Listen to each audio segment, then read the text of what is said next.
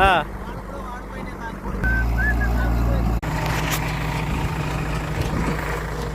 ಇದು ಲೋಡ್ ಬಂದು ಮೈಸೂರು ನಂಜನಗೂಡು ಹತ್ರ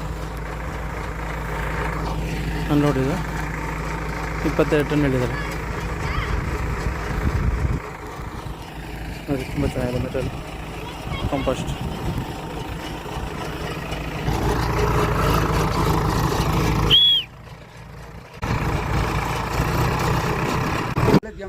ನಂಜನಗೂಡು ಹತ್ರ, ನಂಜನಗೂಡಿಂದ 30 ಕಿಲೋಮೀಟ್ರು ಊಟಿ ರೋಡು ಅನ್ಲೋಡ್ ಆಗಿದೆ ನೋಡಿ.